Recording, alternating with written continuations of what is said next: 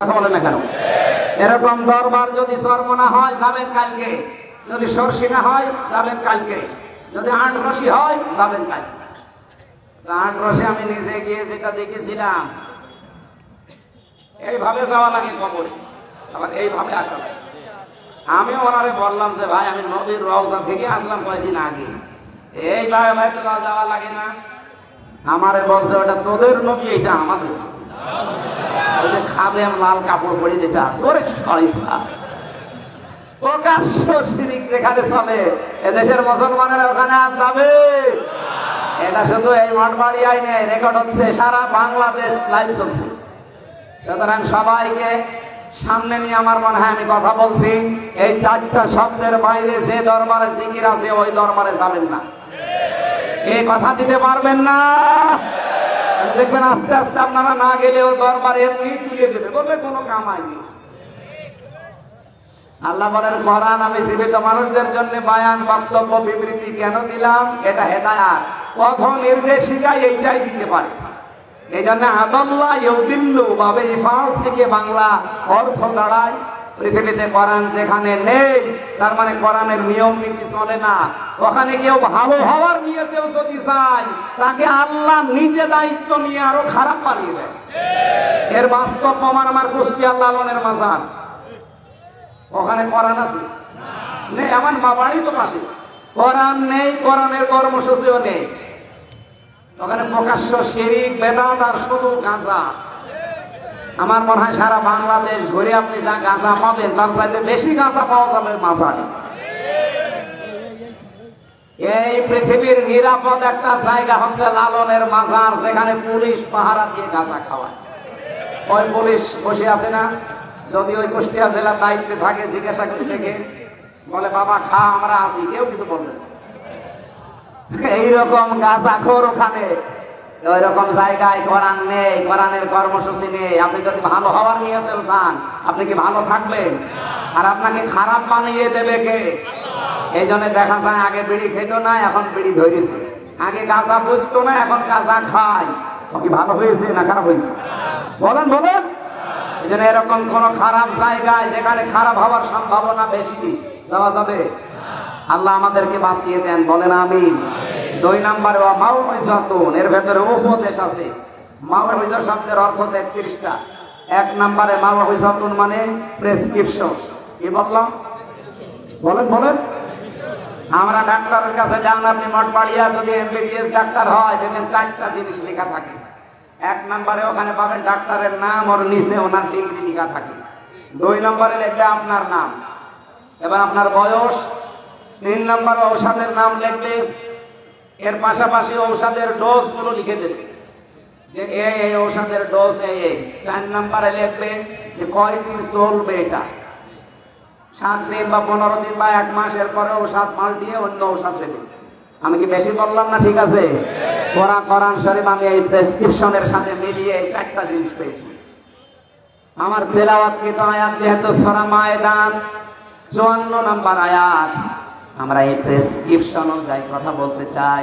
4টা ধাপ আছে এখানে, ধাপ আছে 4টা।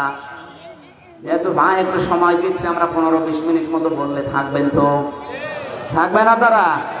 এবার আপনি এই প্রেসক্রিপশন অনুযায়ী কথা শুনেন।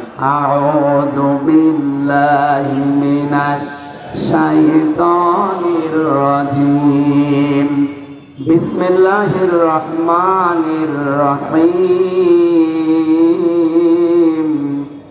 ইয়া আইয়ুহাল্লাযীনা আমানু মাইয়ারতাদ্দা মিনকুম আন দীনিহি ফাসাউফা ইয়াতিল্লাহু বিকওমিন ইউহিব্বুহুম ওয়া ইউহিব্বুনাহু আযিল্লাহ ইলা আখির আয়াত। সূরা মায়েদা। কোন সূরা? এইদিকে তাকান ভাই, কষ্ট হয়ে যাচ্ছে। সূরা মায়েদা 120টা আয়াত আছে, 16টা রুকু আছে। মদিনায় নাযিল হয়েছে। মাত্র 1 আয়াতের 4 ভাগের 1 ভাগ আমরা পড়লাম। আয়াত নাম্বার 54। কত? মায়েদা মানে দফতরখানা, মায়দা মানে কি? খাবারের প্লেট, দস্তরখানা। এই পৃথিবীকে আল্লাহ দস্তরখানা বানিয়ে আমাদের সামনে পেশ করেছে। আমাদেরকে আহ্বান জানিয়েছেন যে দস্তরখানা তামাম দুনিয়া এটা খাবারের প্লেট। এই সূরার নামকরণ দিয়ে আমি তাফসিরে ইবনে কাসিরের ভেতরে পড়েছি, পৃথিবীর মানুষকে আল্লাহ ভয় দিয়েছে যে খাবারের চিন্তা তোমার করার দরকার নেই, তোমার চিন্তা ইবাদত। খাবারের চিন্তা কার? ওমা মিন দাব্বাতিন ফিল আরদি ইল্লা আলাল্লাহি রিজকুহা। জমিনে এমন কোন বিচরণশীল জীব নেই যার রিজকের দায়িত্ব আল্লাহ নিজের হাতে তুলে নেয়নি। এখানে রিজিক নিয়ে কোনো ভয় নেই, কোনো চিন্তা নেই। আপনি না খেয়ে মরে যাবেন না, যা লেখা আছে এটা আপনার কাছে আসবে। আপনার চিন্তা করা দরকার, যেটা নিয়ে আপনি পার হবেন। তার নাম কি? ইবাদত। বলেন বলেন। এই ইবাদতের ভেতরে সর্বোত্তম ইবাদত যেটা, সেই ইবাদতের প্রথম শব্দটা আল্লাহ আয়াতে দিয়েছেন, ইয়া আইয়ুহাল্লাযীনা আমানু, ওহে যারা ঈমানের দাবি করো, মাইয়ার তাদ্দা মিনকুম, তোমাদের ভেতরে যদি কেউ ফিরে যায়। এটা ইরতিদাদ বা ইফতিআল থেকে, এর বাংলা অর্থ দাঁড়ায় যারা হক থেকে বাতিলের দিকে মুখ ফিরিয়ে চলে যায়। এই আয়াতটা বাংলাদেশে কত বাস্তব সম্মত আমার মনে হয় ১৫০০ বছর আগে না, এই আজকে এই আয়াতটা নতুন করে আরেকবার নাযিল হয়েছে। আল্লাহ বোঝাতে চেয়েছেন পৃথিবীর ইমানদারেরা, বাংলার ইমানদারেরা, শোনো, তোমাদের ভেতরে কেউ যদি আল্লাহর দিন থেকে মুখ ফিরিয়ে চলে যায়, হক থেকে বাতিলের দিকে মুখ ফিরিয়ে চলে যায়, তোমরা কি মনে করো আমি আল্লাহ দুর্বল হয়ে যাব, আমার আল্লাহর ক্ষমতা একটু কমে যাবে? না। ফাসাউ ফায়াতিল্লাহ। এদিকে তাকান। এই ছেলে, ওটা ওই কলেজের সমস্যা, গুরুত্বপূর্ণ কয়েকটা পয়েন্ট আছে। হ্যাঁ মুরব্বী, আরেকটু বসতে পারবেন না?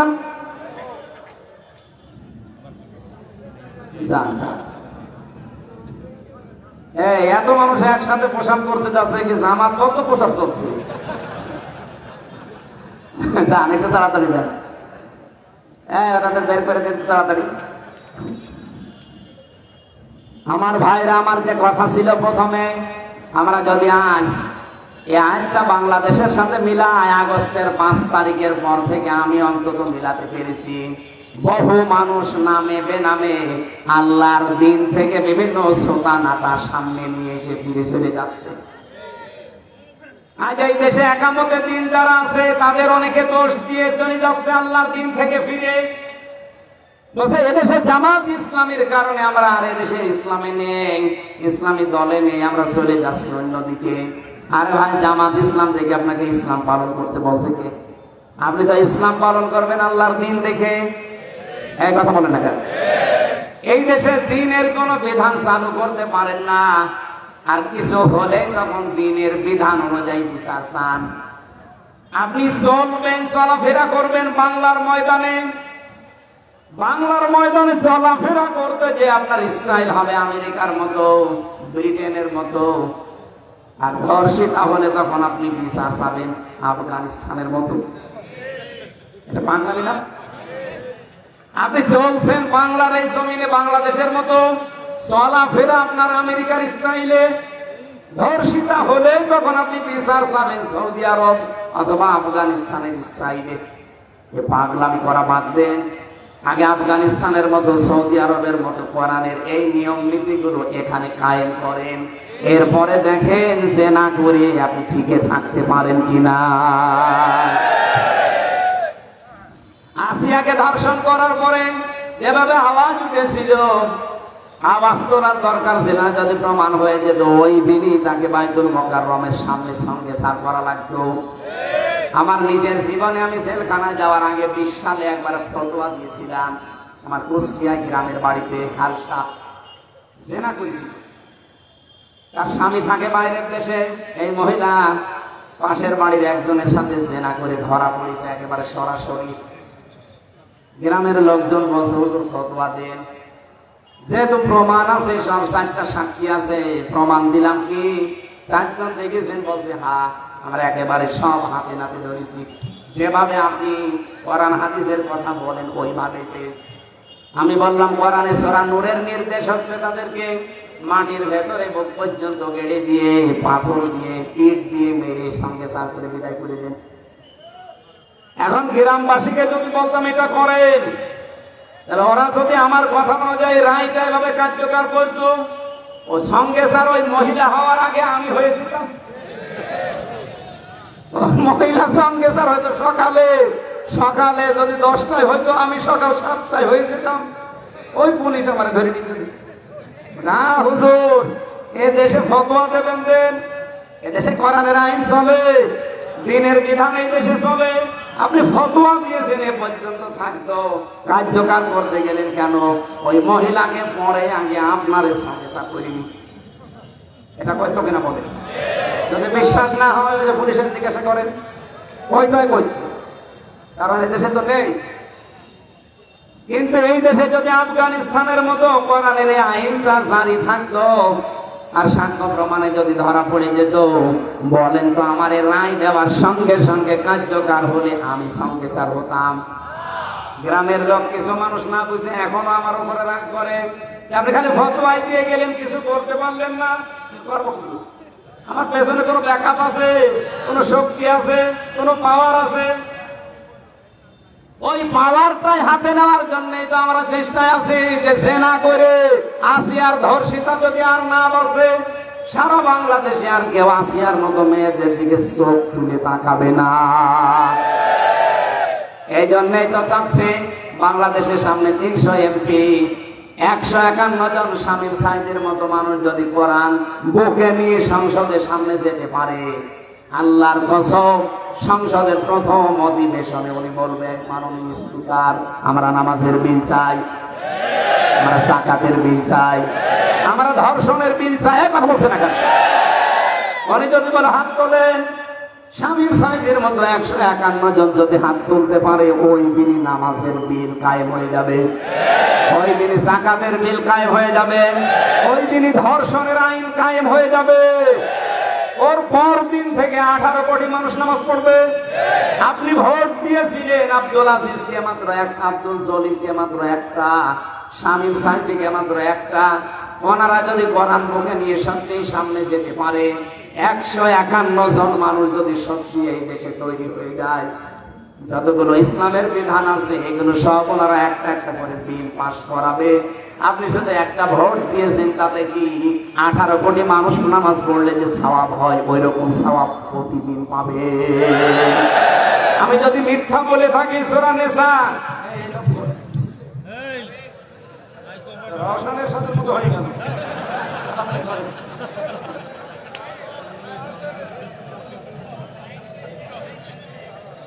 এখানে কিছু দিয়ে ভালো করে বাইতে রাখেন, টেপ মারি দেন। রওশনের সাথে তো একটু শক্ত ছিল, একেবারে সে রুস্তম আলী ফরাজি সাহেবের মতো পড়ে গেল। আপনাদের একেও তো আর কাজ দুর্বল ছিল, একেবারেই দুর্বল। আমার ভাইরা, এটা রাজনৈতিক বক্তব্য যদি মনে করেন, আল্লাহর কসম সূরা নিসা 5 নম্বর পারা 10 নম্বর পৃষ্ঠার 12 নম্বর লাইনের 85 নম্বর আয়াত। এত দলিল লম্বা করে তো বলতে পারছি না, বাড়িতে খালি মিলিয়ে নেবেন। যদি একটা কথা বাইরে থাকে যে শামীম সাইদিকে একটা ভোট দেবেন, 18 কোটি মানুষের নামাজ পড়ার সওয়াব হবে, আমি গ্যারান্টি দিতে পারি। উনি এমপি হওয়ার পরে, আব্দুল জলিল এমপি হওয়ার পরে প্রথম দিন সংসদের অধিবেশনে নামাজের বিল আনতে বাধ্য, কারণ প্রতিশ্রুতিবদ্ধ ওনারা আল্লাহর কাছে, আল্লাযীনা ইম্মাক্কান্নাহুম ফিল আরদি আকামুস সালাহ। যদি আমার এরকম বান্দাদের যারা ঈমান আছে যদি ক্ষমতা দেয়, প্রথমেই নামাজের বিল আনবে। দুইজনই আছে, জিজ্ঞাসা করে দেখেন, এনারা যদি নামাজের বিল প্রথম দিন না আনে, জীবনও ভোট দেবেন না।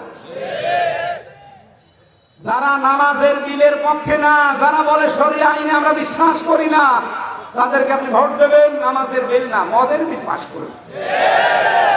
আসিয়ার ধর্ষিতার জীবনও ফাঁসি না, কয়দিন পরে ছেড়ে দেবে। এই যে একটা একটা করে সব ছেড়ে দিচ্ছে। অথচ পৃথিবীর, আমার মনে হয় বাংলাদেশ না, পৃথিবীর যত মাসলুম মানুষ আছে তার ভেতরে অন্যতম মাসলুম একজন মানুষ আজহারুল ইসলাম। কথা বলেন না কেন? এটিএম আজহারুল ইসলাম একজন মাসলুম মানুষ, বিনা কারণে আজ 13 বছর জেলে পড়ে আছে। হাসিনা যেমন অবৈধ, তার রায়গুলো অবৈধ। এক কথা বলেন না কেন? আমরা চাই আগামী 6 তারিখে যে রায়টা আছে, আর কোন বাঙালিকে হাইকোর্ট দেখাবেন না। কি কথা বলেন না কেন? যেভাবে হোক তারে মুক্ত জীবনে ফেরত দেওয়া লাগবে। কত মানুষকে তো দিয়ে দিলেন। প্রশ্ন করে খালি, ওনার সাজা হয়ে গেছে, উনি সাজাপ্রাপ্ত আসামি, ওনারে জামিন দেবে কি করে? সাজাপ্রাপ্ত তার এক জিয়া ছিল না, তারা ছেড়ে দিলেন কি করে? তার স্ত্রী জবাইদা, ডাক্তার জবাইদা রহমান সাজাপ্রাপ্ত ছিল না, 3 বছরের সাজা ছিল তার। হ্যাঁ, তাদেরকে ছেড়ে দিয়েছেন, আলহামদুলিল্লাহ, আমি খুশি। আপনারা কেউ খুশি না হলে আমি খুশি, কারণ তারা নিরপরাধ। বিনা কারণে তাদেরকে আপনি মিথ্যা মামলা দিয়ে হাসিনা আটকিয়ে রেখেছিল। আমার যেমন 3 বছর, আমার মামলাটা নিয়ে আমি বুঝেছি যে এই প্রশাসন, এই আদালত যে কত মিথ্যার উপরে চলতো, আমি নিজে তো প্রমাণ, কারো জিজ্ঞাসা করা লাগবে, আমি নিজে প্রমাণ না। 3টা বছর আমার জীবন থেকে তারা কেড়ে নিয়েছে। কিয়ামতের দিন আমি জীবনও তাদের ছাড়বো না। যারা যুক্ত ছিল টপ্পমটন, কেউ ছাড়বে না। এই মানুষগুলো ছাড়বে? 13 বছর বাবার কাছ থেকে আলাদা করে রেখেছেন বিনা কারণ। এটিএম আজহারুল ইসলামের যারা মামলার সাক্ষী, তাও কেউ কেউ দেখেছে 6 কিলোমিটার দূর থেকে। ওর চোখে কি পাওয়ার মনে করে, কেউ দেখেছে 3 কিলোমিটার দূরে, কেউ 1.5 কিলোমিটার দূরে। ওকে মানুষ না বাস পাখি? এই মিথ্যা সাক্ষী, মিথ্যা অজুহাত দিয়ে একটা মানুষের 13টা বছর নষ্ট করে দিলেন। আমরা আবার বলছি, আমিরে জামাত যা বলেছিল আপনাদের কথা মতো তিনি উল্টো করেছিলেন। এবার আর তাকে খেপাবেন না। ওনার কিন্তু ধৈর্যের বাঁধ অলরেডি শেষ হয়ে গেছে। একটা মানুষ কোনোদিন এই কথা বলতে পারে যে আমার দলবল সব নিয়ে আমি স্বেচ্ছায় কার্যকরণ করব? কত রকম দুঃখ পেলে, মনের ভেতরে আঘাত লাগলে কথা একজন মানুষ বলতে পারে? আগামী মে মাসে, এই সামনে মে মাসের 6 তারিখে যদি বাঙালিকে এই দেশে আবার হাইকোর্ট দেখান, সামনে কিন্তু আবার আগস্টের 5 তারিখ আসতেছে। কথা বলে না কেন? এটিএম আজহারুল ইসলামের নিঃস্বার্থ মুক্তি চাই আমরা। কারা কারা চান দেখেন? লিল্লাহে তাকবীর, লিল্লাহে তাকবীর। আজহার ভাইয়ের মুক্তি, এই আওয়াজ আরশ পর্যন্ত চলে গেছে। কারণ আমরা একজন মুসলিম মানুষের পক্ষে আছি। ইব্রাহিম নবীর পক্ষে একটা ব্যাংক ছিল, তাই তার প্রসাদ আল্লাহ পাক করে দিয়েছে। আর এক কাংলা ছিল বিপক্ষে, ওকে মেরে ফেলতে 10টা সওয়াব হয়। সুতরাং আমরা চাই আমাদের ঈমান, আমল, আমাদের জীবন আল্লাহ এই মুসলিম মানুষের পক্ষ অবলম্বন কারোর কারণে আল্লাহ যেন পবিত্র করে দেয় ব্যাঙের প্রসাদ। আরো জোরে বলেন আমিন। এই জন্য আল্লাহর দিন থেকে বিভিন্ন শ্রোতা নাতা নতুন নতুন কথা তৈরি করে যারা ফেরত চলে যাচ্ছে, কসম করে বলছি, ফাসাউ ফায়াতিল্লাহ, আল্লাহ সিন সাউফা কদ লাম 13টা শব্দ আছে আয়াতের মাঝে। আল্লাহ জানাতে দিয়েছেন ফাসাউ ফায়াতিল্লাহ, অতি শীঘ্রই আমি আল্লাহ কিন্তু এমন একটা জাতি, এমন একটা দল তৈরি করে দেব, যারা আল্লাহর দিন থেকে আজ মুখ ফিরিয়ে চলে যাচ্ছে বিভিন্ন শ্রোতা নাতা দিয়ে, বিভিন্ন উল্টা পাল্টা কথা, নতুন নতুন বাণী তৈরি করে আল্লাহর দিন থেকে যারা আজ ফেরত চলে যাও, কি করব আমি জানো? ফাসাউ ফায়াতিল্লাহ, এখানে ফায়েল কর্তা সরাসরি কে? আল্লাহ বলেন আমি নিয়ে আনবো বিকৌমিন, এমন একটা জাতিকে, এমন একটা দলকে, ইউহিব্বুহুম ওয়া ইউহিব্বুনাহু, তারা আমাকে যেমন ভালোবাসে আমি আল্লাহ নিজেও তাদেরকে ভালোবাসবো। আমার তো আয়াত পড়ার পরে মনে হচ্ছে আগস্টের 5 তারিখের পরে বহু মানুষ দিন থেকে ফিরে চলে গেছে, আর বহু মানুষ তাদের কপালের কারণে দিনের ভেতরে আসতেছে। এই কথা বলেন না কেন? দিনের ভেতরে যখন মানুষ আসবে, ইযা জাআ নাসরুল্লাহি ওয়াল ফাত, আল্লাহর সাহায্য যখন আসবে, তার প্রথম নিদর্শন আপনি দেখবেন বিজয় চলে এসেছে।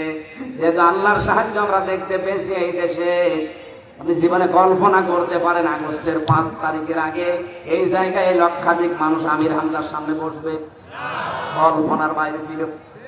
কারণ বহুবারে পিরোজপুরে এসে আমি আবার ফেরত গেছি, কিন্তু আল্লাহ যেহেতু বিজয় দিয়েছে হালকা অলফাত, আল্লাহর সাহায্য আসলে বিজয় আসবে। বিজয় আসার 9টা নিদর্শন আয়াতের ভেতরে আমি পেয়েছি।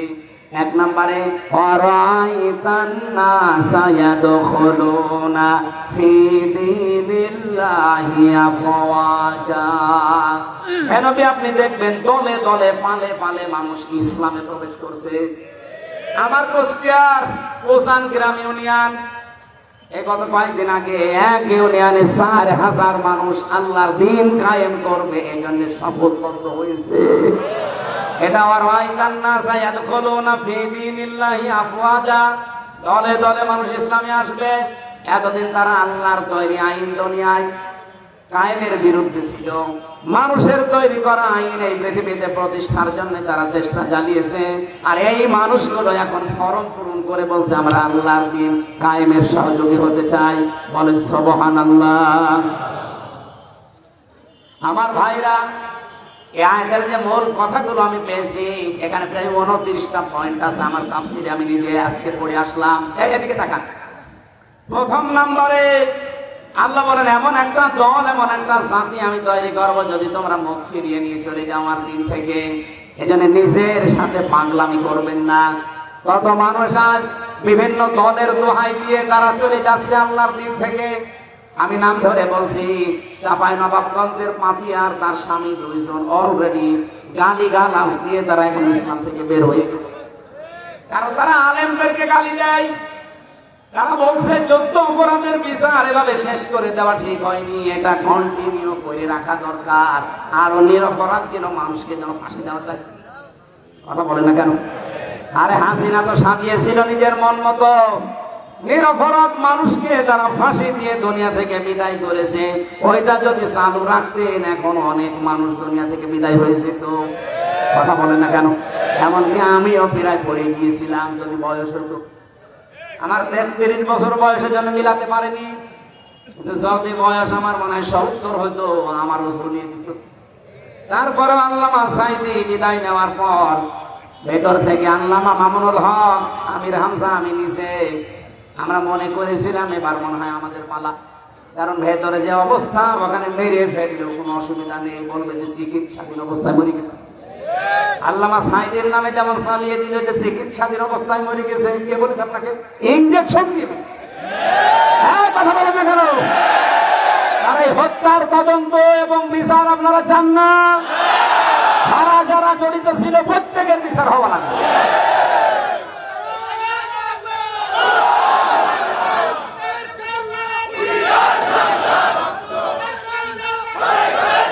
আমার ভাইরা, ঠিক আছে, আমার যে 29টা পয়েন্ট ছিল সবগুলো যদি বলতে আজকে নাও পারি, আমি সব লিখে এনেছিলাম। আমি গুরুত্বপূর্ণটা বলছি। আল্লাহ বলে মানুষ যখন দিন থেকে বিভিন্ন সোতানাতা দিয়ে ফেরত চলে যাবে। আজ আপনি কার দোহাই দিয়ে ফেরত চলে যাচ্ছেন? বলে জামাত ইসলাম ভালো না, চরমনায় ভালো না, এই হেফাজত ইসলাম ভালো না। কি ভালো কোনটা? এই ভালো কোনটা দিয়ে আপনি চলে যাচ্ছেন আল্লাহর দিন থেকে? যদি কোনোটা ভালো না লাগে, নিজে দিনের মন মতো করে আপনি চলেন আর নিজে একটা তৈরি করেন। তার মানুষের তৈরি করা আইন প্রতিষ্ঠায় নিজেকে জড়াবেন। মানুষের তৈরি করা আইন প্রতিষ্ঠায় জড়ালে আপনি কাফের। বলেন সূরা আলে ইমরান 4 নম্বর পারা 9 নম্বর পৃষ্ঠা 3 নম্বর লাইনের 154 নম্বর আয়াতের মাঝের অংশে আয়াতটা লিখে বাড়িতে যে মিলা। আল্লাহর তৈরি আইন বাদ দিয়ে মানুষের তৈরি আইন যারা দুনিয়ায় প্রতিষ্ঠা করার জন্য দল করে, আন্দোলন করে, ভোট করে, মিছিল মিটিং করে, এই মানুষগুলোকে কোনো অধিকার আল্লাহ দেয়নি। এই জন্য আল্লাহ নতুন করে তখন একটা দল তৈরি করবেন যারা আল্লাহকে ভালোবাসবে এবং আল্লাহ তাদেরকে ভালোবাসবে। সেই দলে যেন আল্লাহ আমাদেরকে শামিল করে। বলেন বলেন বলেন। খুব গুরুত্বপূর্ণ পয়েন্ট এটা। আর যারা ফিরে যাচ্ছেন আল্লাহর দিন থেকে, আল্লাহর কোনো অসুবিধা নেই। আল্লাহ অতি শীঘ্র একটা দল তৈরি করে দেবে। আর আমার মনে হয় বাংলাদেশে সেরকম একটা দল আল্লাহ তৈরি করে দিয়েছে। যারা আল্লাহকে ভালোবাসে জীবন দিয়ে, তারাও আল্লাহকে ভালোবাসে। এবং এই মানুষগুলোর কয়েকটা গুণ আল্লাহ দিয়েছেন। কি গুণ? আযিল্লাতিন আলাল মুমিনিন আযিল্লাতিন আলাল কাফিরিন। তারা মুমিনদের উপরে হবে দয়ার্ধ। আপনি বাস্তবে বাংলাদেশে মিলান, আল্লাহর কসম, যারা আল্লাহ মনোনীত করলেন যাদেরকে দিন কায়েমের জন্য, দেখেন তাদের ভেতর ভালোবাসা। এই স্বামী ভাইয়ের সাথে আমার রক্তের সম্পর্ক আছে, আত্মীয়তার সম্পর্ক আছে। কোথায় পিরোজপুর বাড়ি, কোথায় আমার বাড়ি কুষ্টিয়া, অথচ আমার নিজের আপন ভাইয়ের চাইতে ওনারে ভালোবাসি শুধু দিনের খালি। হ্যাঁ, কথা বলেন না কেন? চট্টগ্রামের শাহজাহান চৌধুরী ওনারে ভালোবাসি আমি শুধু দিনের কারণে, তাছাড়া জীবনে ওনার সাথে আমার রক্তেরও সম্পর্ক না, কোনো কিছু আত্মীয় না। বাংলাদেশ সহ বিশ্বে যারা একামতে দিনের কর্মী, দেখবেন এদের ভেতরে আল্লাহ এটা তৈরি করে দেয়, আজিল্লাতিন আলাল মুমিনিন, যারা মুমিনদের উপরে হবে রহম দিন। এমন করুণা, আমার নিজের সত্যি কথা বলছি, নিজের ভাইয়ের প্রতি এত মহব্বত জাগে না। একামতে দিনের কর্মী, তার বাড়ি যদি সেই কক্সবাজার হয়, এত মহব্বত তৈরি করে দিয়েছে কে? কিন্তু আমিসাদিন আলাল কাফিরিন, কাফেরদের প্রতি তারা হবে কঠোর। আর এই মন মানসিকতা আল্লাহ আমাদের দিয়েছে। কাফেরদের কোন অনুষ্ঠানের প্রতি আমরা কঠোর না। এই দেশ সহ বিশ্বে কাফেরদের যত রকমের এই যে নারী কমিশন যেটা তৈরি করেছে আল্লাহর কোরআনের বিরুদ্ধে, সর্বপ্রথম এই দেশের আলেম ওলামা যারা একামতে দিনের কর্মী যারা, তারা এর বিরুদ্ধে। এই জন্য কাফেরদের প্রতি যারা কঠোর, এ গুণ আল্লাহ তাদের তৈরি করে দেবে। আপনি নিজেকেই দেখবেন পাল্টিয়ে ফেলবেন। ইউজাহিদুনা ফি সাবিলিল্লাহ ওয়ালা ইয়াখাফুনা লাওমাতা লাইম, তারা আল্লাহর দ্বীনের পথে চলতে গিয়ে কারো তিরস্কারের ভয় করবে না। যালিকা ফাদলুল্লাহ, আল্লাহ বলেন যারে তারে আমি এই কাজে লাগাই না, এটা আল্লাহর অনুগ্রহ। এটা কি? সুতরাং একামতে দিন কায়েমের জন্য যারা এই লাইনে আছেন, নিজেকে ছোট ভাববেন না, মনে করবেন আল্লাহ দয়া করে আপনাকে এই রাস্তায় তুলে নিয়ে এসেছে। যালিকা ফাদলুল্লাহ ইউতিহি মাইয়াশা, আল্লাহ যাকে চায় তাকে রাস্তায় নিয়ে আসে। আল্লাহু ওয়াসিউন আলিম, আল্লাহ প্রশস্ত এবং জ্ঞানী। এবারে আয়াতের ভেতরে 4টা পয়েন্ট আছে। আমাকে দেরি হয়ে যাচ্ছে না, মানে আমার গলায় ভাড়া লাগবে না। আপনাদের মাহফিলের জন্য যত রকম এখনো 7টা হাদিসের পয়েন্ট বাকি আছে, এই হাদিস পড়েছিলাম। আয়াতের পরে আছে আরো 4টা, 7 আছে কত? 11টা জিনিস বলতে অন্তত 20 মিনিট তো লাগবে। আপনারা কি চলে যাবেন? এই মাহফিল মাত্র 3 দিনের ব্যবধানে। আমি স্বামী ভাইকে বলেছিলাম যে মাহফিলটা কেটে দে, উনি বলছে না, পিরোজপুরের মঠবাড়িয়া এক ভাইরা নেবে, আপনি যদি কোনো জায়গায় না দিয়ে থাকেন। এই 3 দিন আগে না, 3 দিনের ব্যবধানে এত বড় বিশাল আয়োজন। দেখে এটা তো 2 মাস সময় দিলেও করার কথা না, অথচ আপনাদের এই মঠবাড়িয়া বাজারের মানুষেরা হাত খুলে দান করেছে। এখন কিছু ঋণী আছে, ওনারা যেন ঋণ না থাকে। কিছু মানুষ অন্তত ভেতরে পাঠাচ্ছি, 2-3 মিনিট খালি বের হয়ে যাবে। খুব তাড়াতাড়ি দিন। আগামী বছরে যেহেতু পিরোজপুর মঠবাড়ি একটা মাহফিল অলরেডি আমি নিয়েছি, 27 তারিখে হয়, অক্টোবর মনে হয়। এখানে এই যে কি খালি যেন বললো, খালি